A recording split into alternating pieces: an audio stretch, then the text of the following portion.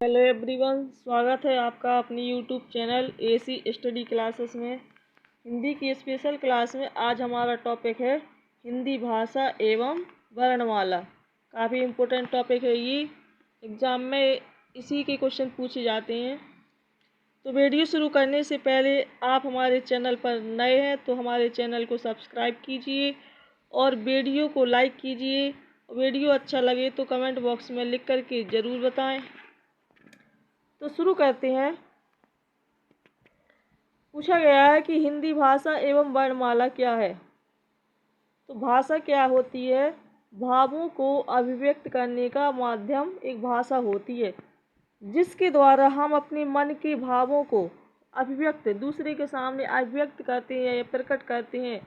तो वही हमारी क्या कहलाती है? भाषा कहलाती है हिंदी भाषा। हिंदी मूलतः आर्य परिवार की भाषा है। किस परिवार की? आर्य परिवार की भाषा है। इसकी लिपि देवनागरी है। हिंदी भाषा की लिपि क्या है? देवनागरी है, जिसका विकास ब्राह्मी लिपि से हुआ है। देवनागरी लिपि का विकास किससे हुआ? ब्राह्मी लिपि से। हिंदी के विकास में, हमारी हिंदी भाषा के विकास में वैदिक संस्कृत, लौकिक संस्कृत, पाली, प्राकृत, अपभ्रंश एवं विदेशी भाषाओं जैसे अरबी, फारसी आदि का भी योगदान है। फिर वर्ण या अक्षर किसे कहते हैं?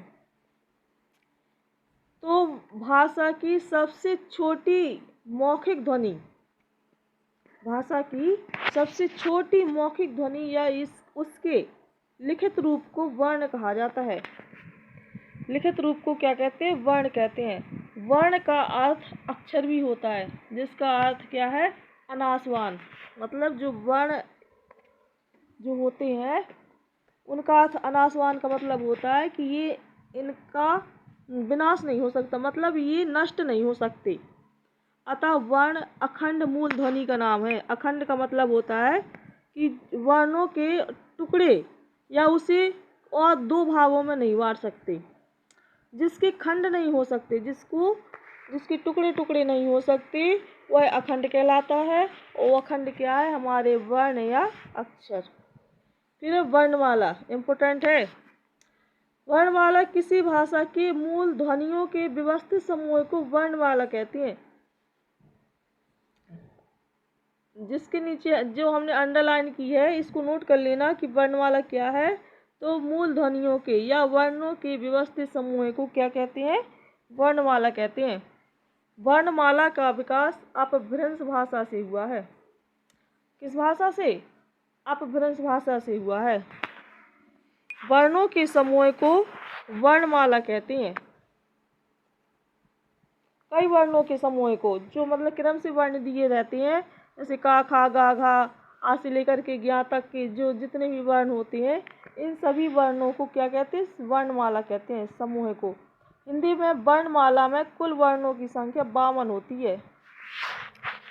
हिंदी भाषा में वर्णमाला में कुल वर्णों की संख्या कितनी होती है? 52 होती है। फिर स्वर। स्वर किसे कहते हैं? तो वे वर्ण जिनके उच्चारण के लिए किसी अन्य वर्ण की आवश्यकता होती है, वह स्वर कहलाते हैं। उच्चारण की दृष्टि से स्वरों की संख्या 11 होती है। जैसे है छोटा, बड़ा, छोटी, बड़ी, छोटाऊ, बड़ाऊ, दीदी, ए, आय, ओ और आओ, ये सभी क्या है? स्वर हैं। और जो अंग की बिंदी वाला होता है, ये इसे क्या कहते हैं? अनुस्वार कहते हैं। इसमें ये गलत लिखा है, वे वर्ण जिनके उच्चारण के लिए किसी अन्य वर्ण की आवश्यकता नहीं होती, वह स्वर कहलाते हैं।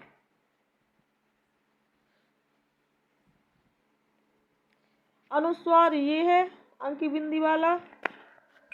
विसर्ग,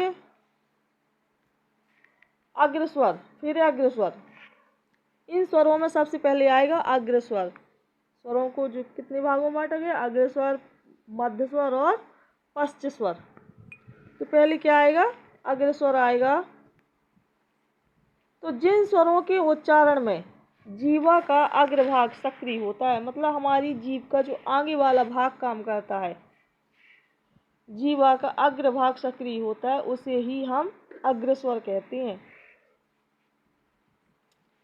छोटी, बड़ी, ए, आय और आ, ये सभी क्या है? अग्रस्वर। इन्हें बोलते समय हमारे जीभ का जो आगे का हिस्सा होता है वो क्या होता है? सक्रिय होता है। फिर है पश्च स्वर। जिन स्वरों के उच्चारण में जीवा का पश्च भाग सक्रिय होता है, पीछे का भाग सक्रिय होता है, उसे हम पश्च स्वर कहते हैं। जैसे बड़ा, छोटा ऊ, बड़ा ऊ, ओ, आओ और आ। ये 6 स्वर, ये सभी क्या है? पश्च स्वर हैं। फिर है समृद्ध स्वर। समृद्ध का अर्थ होता है कम खुलना। कम खुलना अर्थात जिन स्वरों के उच्चारण में हमारा मुख कम खुलता है उन्हें हम समृद्ध स्वर कहते हैं। जैसे ई, ऊ। तो इनका जब हम उच्चारण करेंगे तो देखते हैं कि इनको बोलते समय हमारा मुंह क्या होता है? कम खुलता है। तो ये क्या कहलाते हैं? समृद्ध स्वर। कौन कौन से? बड़ी और बड़ा ऊ। फिर है ओष्ठाकृति के आधार पर स्वर के भेद। ओष्ठाकृति मतलब होता है हमारे ओष्ठ जो होते हैं, होंठ होते हैं, उनकी आकृति के आधार पर स्वर के कितने भेद होते हैं? तो पहला होता है वृत्ताकार स्वर। वृत्ताकार स्वर कौन सा होता है? जिन स्वरों के उच्चारण में होंठों का आधार गोल हो जाता है। मतलब जिन स्वरों के उच्चारण में क्या होते हैं? हमारे जो होंठ होते हैं वो गोल रूप धारण कर लेते हैं, उन्हें क्या कहते हैं? वृत्ताकार स्वर कहते हैं। जैसे ऊ, ऊ, ओ, आओ। चाहे आप लोग बोल के देख लीजिए, जब इन चारों को बोलेंगे तो हमारे जो होंठ होते हैं वो गोल रूप धारण कर लेते हैं। कैसे हो जाते हैं? गोल। फिर है आवृत्ताकार स्वर।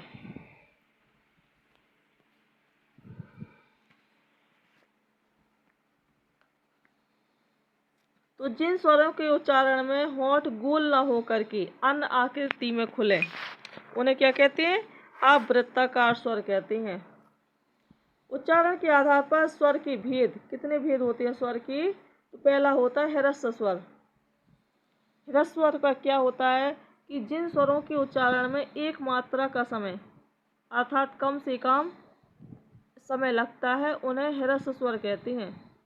जिन स्वरों के उच्चारण में एक मात्रा का समय अर्थात कम से कम समय लगता है उसे हम क्या कहते हैं? ह्रस्व स्वर कहते हैं। जैसे आ, ई, ऊ और री। इन सभी में क्या एक एक मात्रा लग रही है। ये चारों क्या है? ये ह्रस्व स्वर हैं। स्वरों की पहचान करना सीख जाओ, क्योंकि अक्सर एग्जाम में यही पूछा जाता है कि बताइए ये कैसा स्वर है? छोटी ह्रस्व स्वर है या दीर्घ स्वर? तो जिन ह्रस्व स्वर की परिभाषा यही है कि जिन स्वरों के उच्चारण में एक मात्रा का समय अर्थात कम से कम समय लगे उसे क्या कहते हैं? ह्रस्व स्वर कहते हैं। फिर है दीर्घ स्वर। तो दीर्घ स्वर क्या है? तो जिन स्वरों के उच्चारण में दो मात्राओं का या एक मात्रा से अधिक का समय लगता है उन्हें हम क्या कहते हैं? दीर्घ स्वर कहते हैं। जैसे बड़ा, बड़ी, बड़ाऊ, ए, आए, ओ, आओ। तो ये सभी क्या है? दीर्घ स्वर हैं। जब हम इनका उच्चारण करेंगे तो देखेंगे कि ह्रस्व स्वर से अधिक समय लगता है इनमें। फिर है लुप्त स्वर। लुप्त स्वर क्या होता है?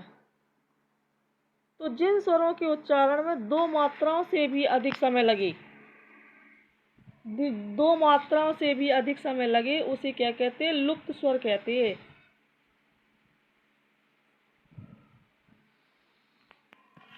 जिन स्वरों के उच्चारण में दो मात्राओं से भी अधिक समय लगता है उसे हम क्या कहते हैं? लुप्त स्वर। वर्तमान समय में इसका प्रचलन नहीं है लुप्त स्वरों का। ये क्या होते हैं? ओम जैसे बीच में लगा हुआ है लुप्त स्वर। देखो स्वरों का संक्षिप्त रूप से विवरण दिया है इसमें कि वृत्ताकार स्वर कौन कौन से होते हैं। तो बड़ा आ, छोटा ऊ, बड़ा ऊ, ओ और आओ, ये क्या है? वृत्ताकार। इनको बोलते समय हमारे जो होंठ होते हैं ये गोल रूप धारण कर लेते। फिर है ह्रस्व स्वर आ, ई, उ और री। ये चारों ह्रस्व स्वर है, इनको बोलते समय कम समय लगता है बोलने में। फिर है दीर्घ स्वर, तो बड़ा, बड़ी, बड़ाऊ, ए, आई, ओ और आओ। इनको बोलते समय क्या होता है कि समय अधिक लगता है। मूल स्वर कौन कौन से होते हैं? अ, ई, उ और री, चारों। फिर आगत स्वर, ये जो चंद्र बिंदु वाला आ है, ये कैसा स्वर है? आगत स्वर। अक्सर एग्जाम में पूछा जाता है कि बताइए आगत स्वर कौन सा है, तो 4 ऑप्शन दिए होंगे, छोटा, बड़ा, एक ये चंद्र बिंदु, या फिर एक तीसरा चौथा कोई और अंग या कुछ भी दे दी, तो हमें पहचानना है कि आगत स्वर कौन सा है। तो ये है आगत स्वर, जिसमें चांद की बिंदी रखी हो। फिर अग्र स्वर, तो इसमें क्या होता है, हमारे जीभ का जो आगे का भाग काम करता है, जैसे छोटी, बड़ी, ए और आय। फिर है मध्य स्वर, तो मध्य स्वर कौन सा होता है? छोटा। ये क्या है? ये मध्य स्वर है। फिर पश्च स्वर, पश्च स्वर बड़ा, छोटा ऊ, बड़ा ऊ, आ और आ। ये क्या है? ये पश्च स्वर है। फिर है समृद्ध स्वर, बड़ी और बड़ा ऊ। समृद्ध स्वर क्या होते हैं? प्रत्येक खंड का, प्रत्येक वर्ग का। कौन कौन सा?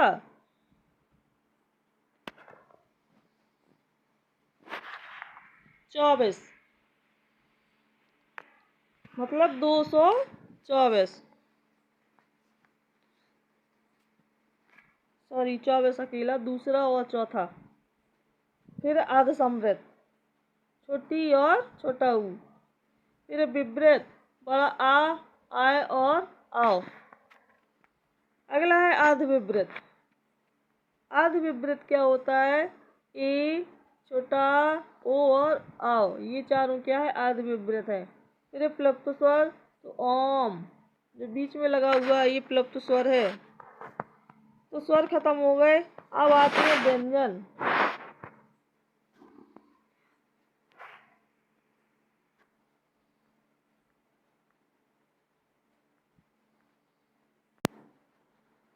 अब आते हैं व्यंजन। तो व्यंजन क्या होते हैं? स्वरों की सहायता से बोले जाने वाले वर्ण। जो वर्ण स्वरों की सहायता से बोले जाते हैं वो क्या कहलाते हैं? व्यंजन कहलाते हैं। व्यंजन जो होते हैं वो बिना स्वरों की सहायता के नहीं बोले जाते। व्यंजन विवरण है कि जिनका उच्चारण स्वयं की सहायता से किया जाता है। प्रत्येक व्यंजन में एक स्वर मिलता है। प्रत्येक व्यंजन में क्या मिलता है? एक स्वर। यदि व्यंजन में से स्वर को हटा दिया जाए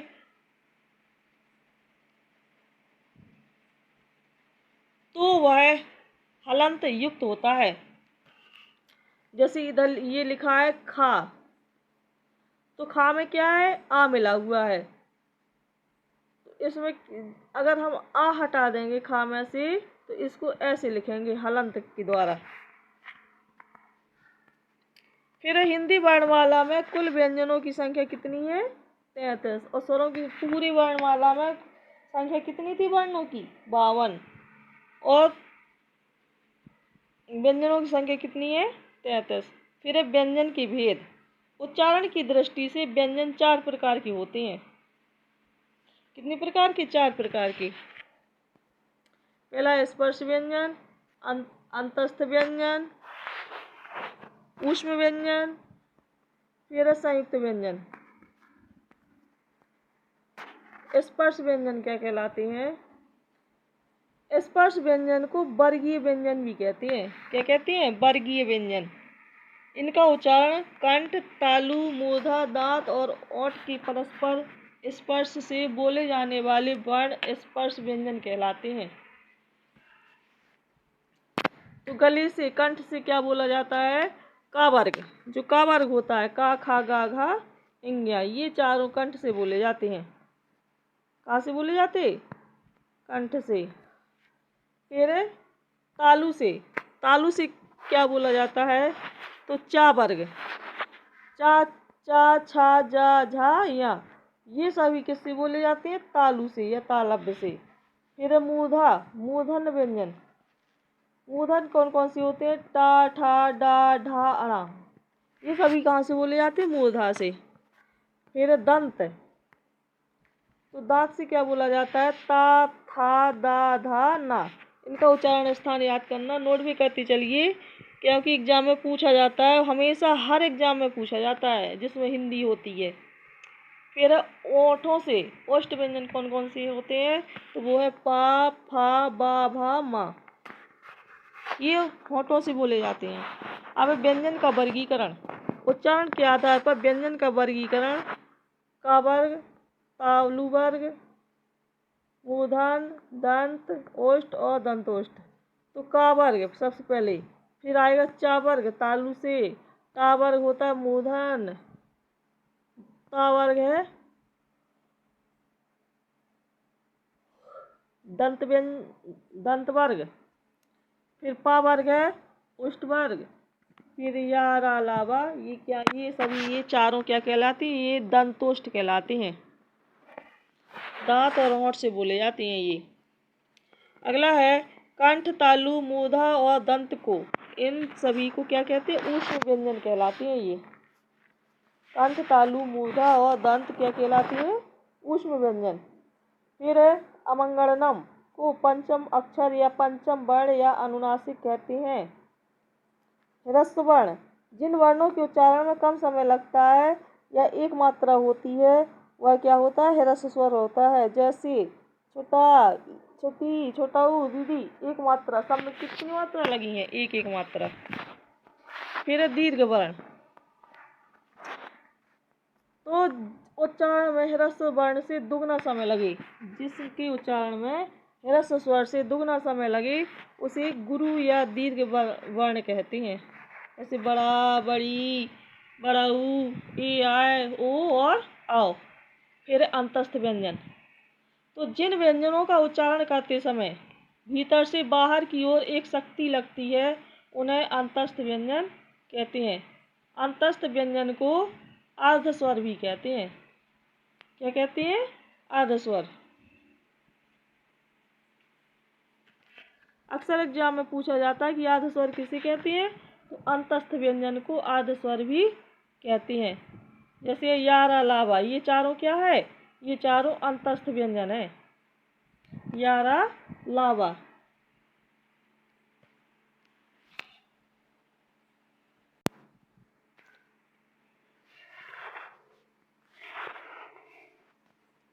यारा, लावा, ये चारों क्या है? अंतस्थ और अल्प प्राण भी है, अल्प प्राण व्यंजन है ये। और या और वा, ये दोनों अर्ध स्वर कहलाते हैं, या और वा। अक्सर एग्जाम में पूछा जाता है कि या और वा क्या है? तो ये क्या है? अर्ध स्वर है। व्यंजन और स्वर के ठीक मध्य स्थित होने के कारण इनका नाम अंतस्थ रखा गया। क्यों? क्योंकि व्यंजन और स्वर के ठीक बीच में स्थित है ये। फिर ऊष्म व्यंजन, या ऊष्म व्यंजन को ही संघर्षी व्यंजन कहते हैं। तो इनका उच्चारण घर्षण या रगड़ से उत्पन्न ऊष्म प्राण वायु से होता है। जिन व्यंजनों के उच्चारण में हवा की रगड़ खाने से ऊष्मा या गर्मी निकलती है, उसे ऊष्म व्यंजन कहते हैं। ऊष्म व्यंजन कौन कौन से होते हैं? जैसे शा, शा, सा, हा, जा और फा, ये अरबी फारसी हैं दोनों। और ये क्या है? महाप्राण व्यंजन भी कहते हैं इन्हें। अल्प प्राण किसे कहा जाता था? ये अंतस्थ व्यंजन को, यार अलावा को अल्प प्राण और ऊष्म व्यंजनों को महाप्राण। फिर स्पर्श संघर्षी व्यंजन, तो जिन व्यंजनों के उच्चारण में वायु पहले किसी मुख्य अवयव से टकराती है फिर रगड़ खाते हुए बाहर निकलती है, उसे स्पर्श संघर्षी व्यंजन कहते हैं। जैसे चा, छा, जा, झा, या, ये क्या है? स्पर्श संघर्षी व्यंजन है। फिर संयुक्त व्यंजन, दो व्यंजनों को संयुक्त मिलाकर करके बनाया गया व्यंजन संयुक्त व्यंजन कहलाता है। जब दो व्यंजनों को आपस में जोड़ करके बनाते हैं तो उसे क्या कहते हैं? संयुक्त व्यंजन कहलाता है वो। जैसे छा, छा एक संयुक्त व्यंजन है क्योंकि यह दो व्यंजनों को के मिलने से बना है। कौन कौन से? का और प वाला सा, का और सा से मिलकर के बना है छा। फिर त्रा, त्रा, ता और रा से। फिर ज्ञा, जा और इंग्या से बना है ये। फिर सिरा, शा और रा से।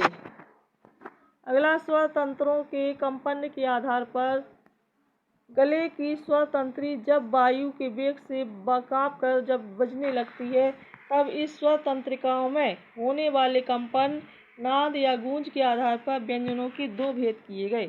कौन कौन? एक तो होता है सघोष और अघोष। पहला, सघोष किसे कहते हैं? काफी इंपॉर्टेंट पॉइंट है ये कि सघोष किसे कहते हैं। तो जिन व्यंजनों के उच्चारण में स्वर तंत्रियों में कंपन पैदा होता है, उन्हें सघोष व्यंजन कहते हैं। जैसे गा, घा, इंगा, जा, झा, इंगा, डा, ढा, अणा, दा, धा, ना।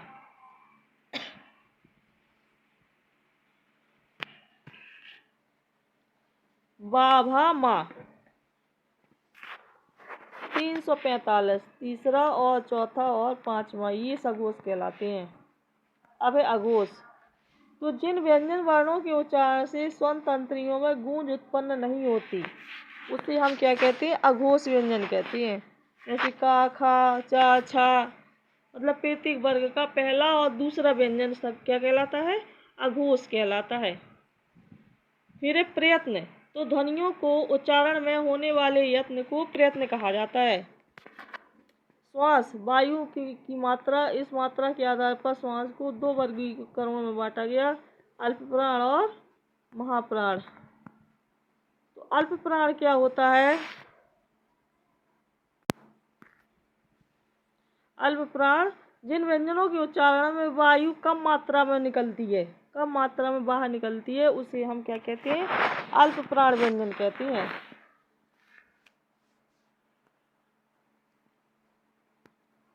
जैसे का, खा, गा, घा, इंगा, चा, छा, जा, झा, या।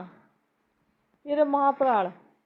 तो जिन व्यंजन वर्णों के उच्चारण में स्वस्थ वायु अधिक मात्रा में लगती है, उन्हें महाप्राण व्यंजन कहते हैं। जैसे घा और या, झा और ठा, दा, था, धा, फा, भा, शा, शा, शा, हा, ना और मा। उच्छिप्त व्यंजन। उच्छिप्त व्यंजन क्या कहलाते हैं? तो जिन व्यंजनों के उच्चारण में जीभ का लगभग मूर्धा को स्पर्श करके झटके से वापस आता है। जीभ का जो भाग होता है वो मूर्धा को स्पर्श करके क्या होता है? झटके से वापस आता है, उसे ही हम उच्छिप्त व्यंजन कहते हैं। जैसे टा, ठा, डा, ढा, अणा। शब्द।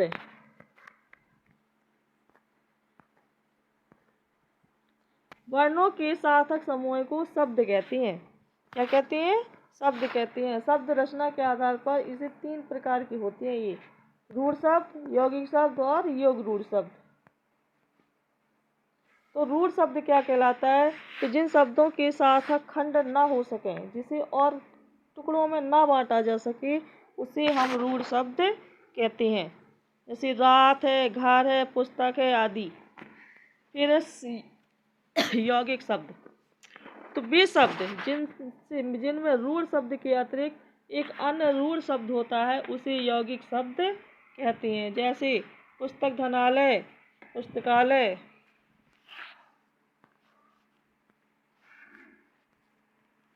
अगला है योग रूढ़ शब्द। तो जिन यौगिक वर्णों का प्रयोग रेड का योग रूढ़ शब्द क्या होता है? तो जिन यौगिक शब्दों का प्रयोग रोड का अर्थ में किया जाता है, वह शब्द योग रूढ़ शब्द कहलाता है। जैसे पंकज, पंक, जा। पंक माने होता है कीचड़, जा माने पैदा, कीचड़ में पैदा हुआ क्या कहलाता है? पंकज। पंकज माने क्या होता है? कमल। फिर व्यंजनों की संख्या इस प्रकार बताई गई है इसमें। आगत व्यंजनों की संख्या कितनी है? 2 है। संयुक्त व्यंजनों की संख्या 4। अंतस्थ व्यंजन है 2। आध स्वर है 2। लुंठित व्यंजन कौन सा है? रा है, लुंठित। फिर उसमें संघर्षी व्यंजन है शा, शा, शा और हा। उच्छिप्त व्यंजन है डा और ढा। पार्श्विक व्यंजन है ला। ला कैसा व्यंजन है? तो ये पार्श्विक व्यंजन है ला। नासिक व्यंजन है यमंगर्णम, यानी प्रत्येक वर्ग का पीछे वो का वर्ण या मंगलम नासिक व्यंजन कहलाता है। फिर स्वर तंत्री व्यंजन है हा, अयुग्मा है अंग और आहा। अल्पप्राण प्रत्येक वर्ग का प्रथम, तीसरा और पंचम वर्ण तथा अंतस्थ व्यंजन क्या कहलाता है? अल्पप्राण। फिर महाप्राण प्रत्येक वर्ग का दूसरे और चौथे वर्ण तथा ऊष्म वर्ण क्या कहलाती हैं? ये महाप्राण कहलाते हैं। उच्चारण के आधार पर स्वर के 6 भेद होते हैं। कंठ होता है आ और बड़ा कंठ से, छोटी बड़ी तालु से, मूर्धन से, औष्ठ से, कंठता ए और आय है कंठ तालव से, और ओ और आओ क्या है? कंठोष्ठ से।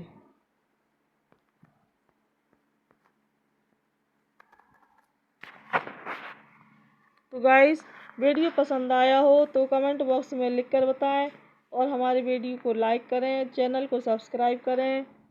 धन्यवाद।